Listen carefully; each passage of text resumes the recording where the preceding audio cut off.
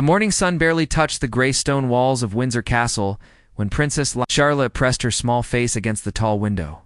Her breath fogged the glass. Outside, standing perfectly still in his red uniform and tall bearskin hat, was Officer James Caldwell. He had been her favorite guard since she was 4 years old. Now 7, she had learned something important. Something the adults didn't think she understood. The villain was coming today. Charlotte didn't call him that to his face, of course. The adults called him Uncle Andrew. But children see things grown-ups pretend not to notice. They hear the way conversations stop when he enters a room. They feel the tension that follows him like a shadow. And Charlotte had decided, in the way only a princess could, that Officer Caldwell needed to know. Before we continue with what happened next, if you love real stories about the royal family that you won't see anywhere else, tap that subscribe button. You won't regret it. Officer Caldwell had been guarding Windsor Castle for 6 years. He took his job seriously, perhaps too seriously, his wife often said. But on this particular morning, he noticed something unusual. A small hand appeared in the third-floor window. Princess Charlotte's hand. She was holding something against the glass, a drawing. Caldwell's training told him to keep his eyes forward, to remain perfectly still. But something about the urgency and how she pressed the paper made him glance up for just a second. The drawing showed a stick figure with a crown. That was her. Next to it, a figure in red. That was him. And approaching them both, a figure colored entirely in black. Then Charlotte did something strange. She touched her nose 3 times, deliberately. Slowly, Caldwell's heart began to beat faster. This was no ordinary game. The princess had been watching him for years. She noticed everything. How he blinked twice when someone suspicious approached. How his hand moved slightly toward his radio when he sensed danger. She had studied him the way children studied their heroes. And now she was using his own language. 3 touches meant, be alert. Danger coming. Caldwell had never taught her this. She had simply learned it by watching inside the castle. Charlotte's mother, Catherine, was helping her dress for breakfast. "Darling, why were you at the window so long?" "Just saying good morning to Officer Caldwell," Charlotte replied. Her voice was light, innocent, but her small hands were clasped tightly together. "Uncle Andrew's visiting today," Catherine said carefully, watching her daughter's face. "He'll be joining us for breakfast." Charlotte nodded.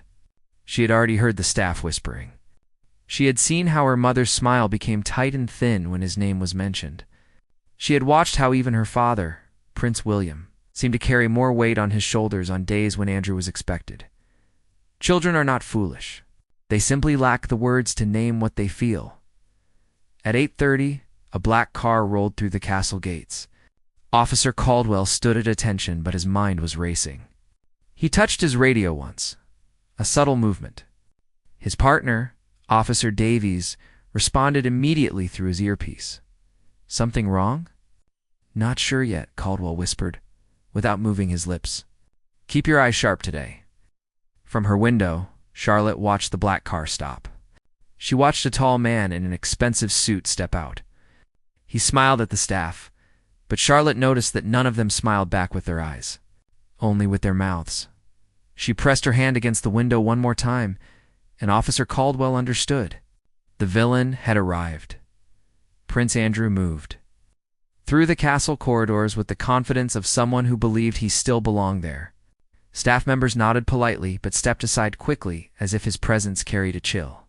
In the drawing room, Catherine stood beside William, her hand resting protectively on Charlotte's shoulder. "Uncle Andrew," William said, his voice carefully neutral. "William, Catherine." Andrew's smile didn't reach his eyes. Then he looked down at Charlotte. "And how is my favorite little princess?" Charlotte said nothing. She simply stared at him with those sharp, observing eyes that made adults uncomfortable. Children have a way of seeing through performance. They sense insincerity like animals sense storms. "She's shy this morning," Catherine said quickly, pulling Charlotte slightly closer. But Charlotte wasn't shy. She was watching, calculating. Outside, Officer Caldwell had changed his position. Protocol said he should remain at his post. but something in Princess Charlotte's signal had activated his protective instincts. He had 2 daughters of his own. He understood the silent language of worried children. He moved closer to the drawing room windows, where he could see inside without being obvious about it. Officer Davies followed, understanding without needing explanation. They had worked together long enough to trust each other's instincts. Inside, breakfast was served. The clinking of silver against china filled the awkward silences. Andrew talked about his plans, his legal victories, his belief that he had been treated unfairly by the media and the public. William listened with the practiced patience of someone who had heard these speeches many times before. Charlotte barely touched her food. Her eyes kept darting to the window, checking if Officer Caldwell was still there. When she saw him, closer than usual, her small body relaxed slightly. "Eat your breakfast," William said gently. "Not very hungry." Papa Andrew laughed, a sound that seemed too loud in the quiet room. "When I was your age, I could eat 3 plates of breakfast." "You're too thin, little one." Charlotte's jaw tightened. "I'm not too thin. And I'm not little." Catherine's hand squeezed her daughter's shoulder. A warning. But Andrew leaned forward, still smiling that empty smile. "You've got your grandmother's spirit." Diana was always stubborn too. The room went cold. William's fork stopped halfway to his mouth. Catherine's face turned pale. Even the butler, standing by the door, shifted uncomfortably. Speaking Diana's name like that, in that casual, possessive way, was a violation everyone felt, but no one could name. Charlotte stood up from her chair. "May I be excused?" Charlotte William began. "Please, Papa, do." Her voice was small but firm. "I need to be excused." Something in her tone made William nod. "Go ahead, sweetheart." Charlotte walked toward the door with perfect posture, the way she'd been taught. But as soon as she left the drawing room, she ran. Her small shoes clicked against the marble floors as she raced toward the nearest exit. "Officer." Caldwell heard the sound before he saw her. The door burst open and Princess Charlotte appeared, her face flushed, her eyes wide. She looked directly at him and did the signal again. 3 touches to her nose. But this time, she added something new. She pointed back toward the drawing room and shook her head firmly. "He shouldn't be here." Caldwell knelt down to her level. "Breaking protocol entirely. Princess Charlotte, are you all right?" "He talks about Grandma Diana like he knew her," Charlotte whispered, her voice shaking. "But Mama says people who really loved her don't use her name to make themselves important." The officer's heart broke and swelled at the same time. This child understood more than anyone gave her credit for. "Very wise," he said quietly. "Will you stay close today?" Charlotte asked. "Please?" "I promise." Inside, William had stood up from the table. "Andrew, I think we need to have a conversation in private." Andrew's smile finally faltered. The private study was cold despite the summer warmth outside. William stood by the window, his hands clasped behind his back, every inch the future king his father had raised him to be. Andrew sat in the leather chair, but his confidence was beginning to crack like old paint. "You cannot keep coming here uninvited," William said, his voice quiet but sharp as glass. "You cannot keep pretending that nothing has changed." "I'm family," Andrew protested. "This is still my home. This is the Crown's home. And the Crown has responsibilities, including protecting its reputation and the people within these walls." "I've been cleared. You've been legally protected," William interrupted. "That's not the same thing as cleared. And more importantly, you make people uncomfortable. The staff, Catherine, my children. Charlotte is a child. She doesn't understand. She understands more than you think." William turned to face his uncle directly. "She asked her protection officer to stay close today because you're here. A 7-year-old child felt she needed extra protection because of you." The words hung in the air like smoke. Andrew opened his mouth to respond, but nothing came out.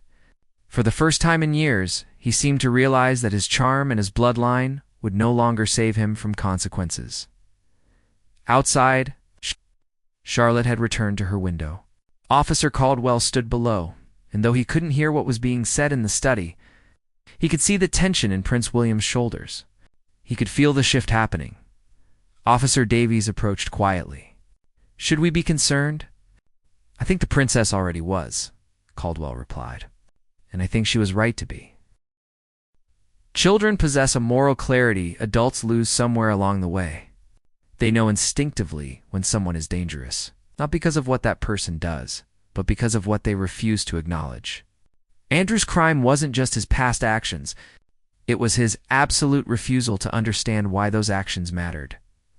Charlotte pressed her small hand against the window again, and this time Officer Caldwell raised his hand slightly in return. A tiny gesture. A promise kept. Inside the study, William delivered his final words. You will not be invited to family gatherings anymore. You will not have unsupervised access to my children. And you will not use this family's name to rebuild your reputation. Those days are over. Charles won't allow. This isn't coming from Father. This is coming from me. And one day, Andrew, I will be king. Remember that. The meeting was over. Andrew left through a side entrance, avoiding the main halls where staff might see his face. His car was already waiting. As he walked across the courtyard, he passed Officer Caldwell without acknowledgement, as if guards were simply part of the architecture. But Caldwell watched him go with the satisfaction of someone who had witnessed justice, even if it was quiet and private, even if it would never make the headlines. Charlotte appeared at the main entrance moments later. She had changed into her riding clothes, ready for her afternoon lesson. But before she left, she walked directly to Officer Caldwell. He's gone? She asked. He's gone, Your Royal Highness. She smiled then, a real smile that reached her eyes. Good part. FOUR, the riding stables at Windsor Castle smelled of hay and leather and the comforting warmth of horses. Charlotte stood beside her pony Darcy, brushing his mane with careful strokes. Her instructor, Mrs. Patterson, was preparing the saddle, but Charlotte's mind was elsewhere. You're quiet today, Mrs. Patterson observed. She had taught 3 generations of royal children and knew when something was weighing on a young mind. I did something today, Charlotte said softly. I told on someone. Told on someone? How? Charlotte explained about the drawing, about the signal, about watching Officer Caldwell understand what she couldn't say out loud. As she spoke, Mrs. Patterson continued working, letting the child process her feelings in her own time. Do you think that was wrong? The instructor asked gently. Mama says, tattling is when you try to get someone in trouble for no reason. But telling is when you're trying to keep someone safe. And which one were you doing? Charlotte thought about this for a long moment. Telling, because he makes people feel bad. And people who feel bad can't do their jobs properly. Officer Caldwell needed to know to be extra careful. Mrs. Patterson smiled. Then you did exactly right. But Charlotte's face was still troubled. Why do grown-ups let bad people stay around? Everyone knows he's bad. Everyone feels it. But they still invite him to breakfast and pretend everything is fine. It was a question that cut to the heart of every complicated family. Every institution that valued appearance over truth, Mrs. Patterson chose her words carefully. Sometimes grown-ups are afraid of being rude. Or they're afraid of what other people will think. Or they remember when that person was different, and they hope they can become that person again. But Uncle Andrew won't become different, Charlotte said with the brutal honesty of childhood. He thinks everyone else is wrong about him. People who think everyone else is wrong never change. The instructor paused, struck by the wisdom of this observation. You're right. They don't. Back at the castle, William was meeting with his private secretary in his office. The conversation about Andrew had left him drained but resolute. He had spent years trying to balance family loyalty with institutional responsibility. Today, his daughter had shown him that even a child could see when that balance had tipped too far. There will be pushback, his secretary warned. Some will say you're being too harsh on family. Some will say I haven't been harsh enough, William replied. But Charlotte shouldn't have to develop secret signals with security officers because she feels unsafe at her own. Breakfast table. When did we normalize that? His phone buzzed. A text from Catherine. She's doing better. At the stables now. You did the right thing, William. Exhaled slowly. Sometimes doing the right thing felt like the hardest thing. Meanwhile, Officer Caldwell was writing his incident report. Not because anything dramatic had happened, but because Princess Charlotte's behavior had been unusual enough to note.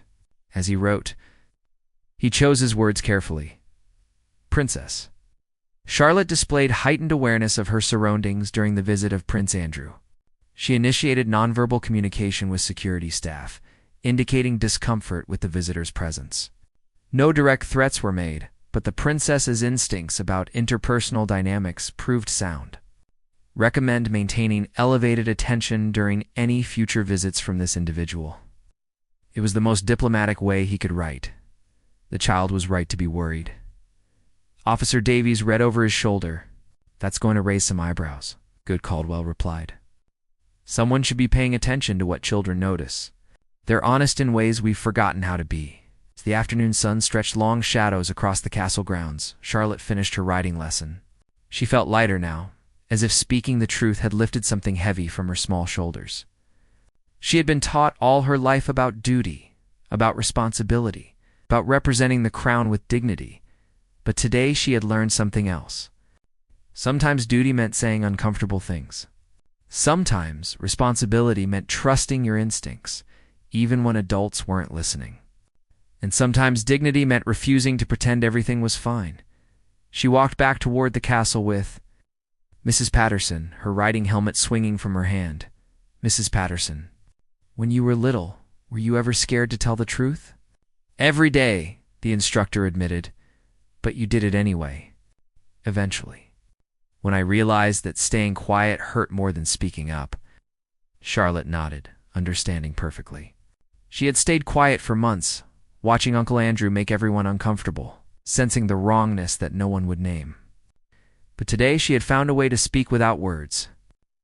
And someone had listened. That evening, the family gathered for dinner without visitors, without tension, without the weight of pretending. Charlotte ate her entire meal and even asked for seconds. William and Catherine exchanged glances across the table, seeing their daughter return to herself. As Officer Caldwell's shift ended and he walked to his car, he thought about his own daughters at home. He would hug them a little tighter tonight, and maybe, just maybe, he would teach them that their instincts mattered, that their discomfort was information, not rudeness, that they too could develop their own signals when words felt too dangerous or too big, because Princess Charlotte had taught him something today as well. Power didn't always mean crowns and titles. Sometimes it meant a small hand against a window, trusting that someone would understand. Part 3 weeks passed before the full weight of William's decision became clear. The tabloids had somehow caught wind of Andrew's exile, as they were calling it. Headlines screamed about family divisions and royal feuds. Commentators debated whether William had overstepped his authority. Some praised him for protecting his children. Others accused him of cruelty toward a man who had already suffered enough. She saw the newspapers her parents tried to hide. She understood, in the way children understand complicated things, that her signal had started something bigger than she intended. One morning, she found Officer Caldwell at his post and approached him directly. "Are you in trouble because of me?" He looked down at her serious face. "No, Your Royal Highness. I'm not in trouble, but you wrote a report. And now everyone is talking about Uncle Andrew not being invited anymore? I wrote the truth. That's my job. But what if people think you shouldn't have listened to me? What if they think I'm just a silly little girl who doesn't know anything?" Caldwell knelt down, his red uniform bending with him. "Princess Charlotte, do you know what I've learned in 6 years of protecting this castle? The people who seem most confident are often the ones we should trust least. And the people who question themselves, who worry about being wrong, are usually the ones seeing clearly, really. Really, you weren't trying to cause trouble. You were trying to keep people safe. That's the difference." Charlotte thought about this. "My papa told me something last night. He said that being royal means sometimes people will hate you for doing the right thing. But that doesn't make it wrong. Your papa is very wise." I think Grandma Diana would have agreed with him. The officer smiled sadly. "I think she would have been very proud of all of you." That afternoon, Catherine found Charlotte in the library. Curled up with a book about Princess Diana, it had been hidden on a high shelf, the kind of thing adults thought children shouldn't see, but Charlotte had found it anyway. "Darling, what are you reading?" Charlotte showed her the cover. I wanted to understand why Uncle Andrew, saying her name, made everyone so upset. Catherine sat beside her daughter, choosing her words with care. Grandma Diana cared very much about using her position to help people, especially people who were vulnerable or hurting. Some people in the family didn't understand that.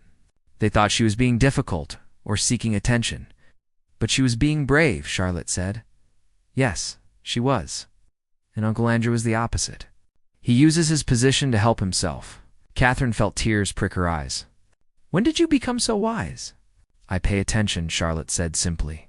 Everyone thinks children don't notice things. But we notice everything. We just don't always have the words to explain it. That evening, William received a phone call from his father, King Charles.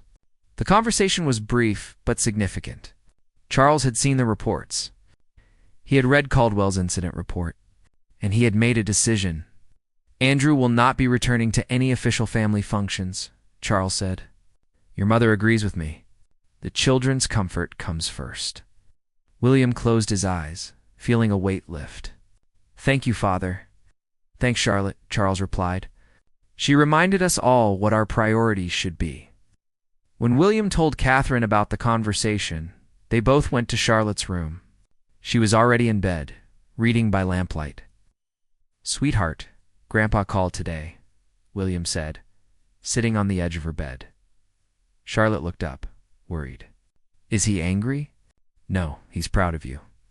And he wanted you to know that Uncle Andrew won't be coming to family events anymore.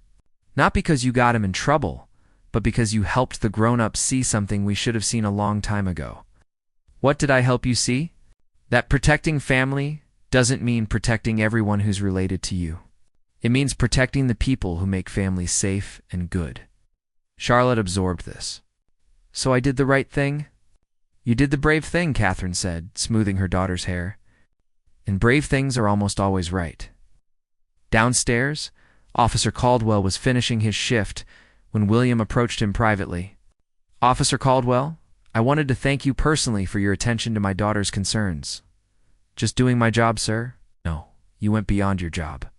You listened to a child when you could have dismissed her. You trusted her instincts when others might have called it imagination. Caldwell stood a little straighter. Your daughter has good instincts, sir. Better than most adults I know. She does. And I'm grateful she trusts you enough to share them. As Caldwell drove home that night, he thought about the strange chain of events. A child's drawing. A simple signal. A moment of being taken seriously. And from those small things, a family had finally drawn a line that should have been drawn years ago. He thought about his own daughters and the world they were growing up in.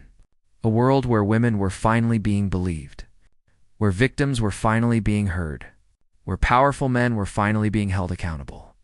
And he thought about a 7-year-old princess who somehow understood all of this instinctively, who had found her own small way to make the world a little bit safer. Sometimes courage doesn't look like charging into battle.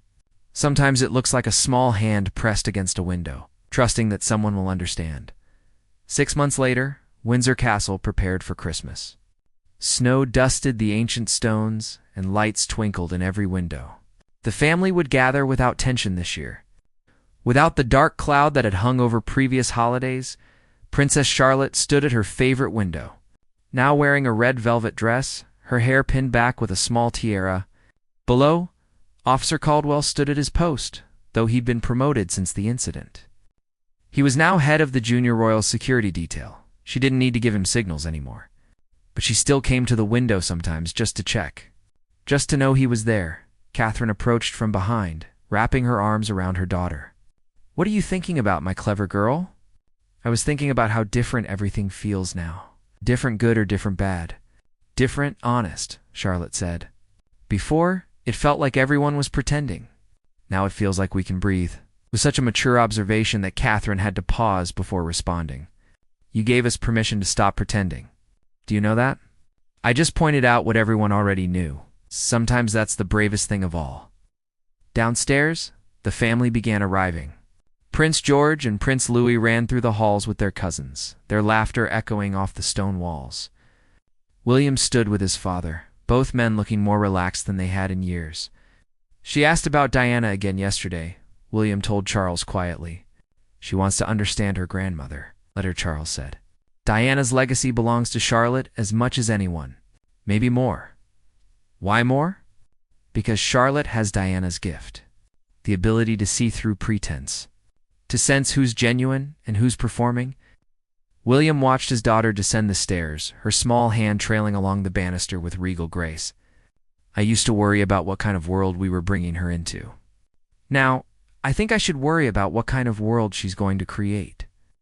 That evening, after the formal dinner and before bedtime, Charlotte asked if she could speak with Officer Caldwell.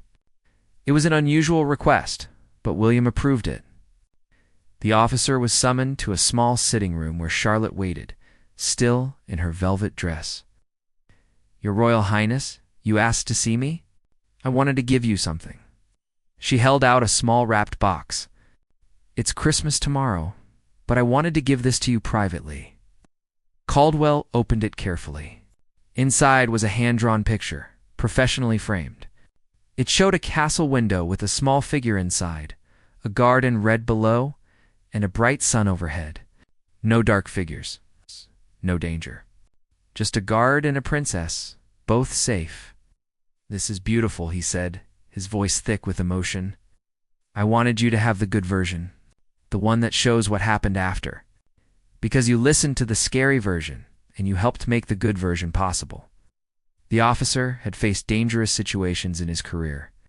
He had stood guard during terrorist threats and weathered protests. But nothing had touched him quite like this moment. This child's understanding of cause and effect, of gratitude, of the power of being heard. I will treasure this, he promised. Officer Caldwell, can I ask you something? If you have daughters, and they ever feel scared or worried about someone, will you listen to them the way you listened to me? I promise you, I will. Even if other grown-ups think they're being silly? Especially then, Charlotte smiled, satisfied. Good, because the world needs more people who listen to children. She curtsied slightly, the way she'd been taught, and left the room with the poise of someone 3 times her age. Officer Caldwell stood alone with the drawing.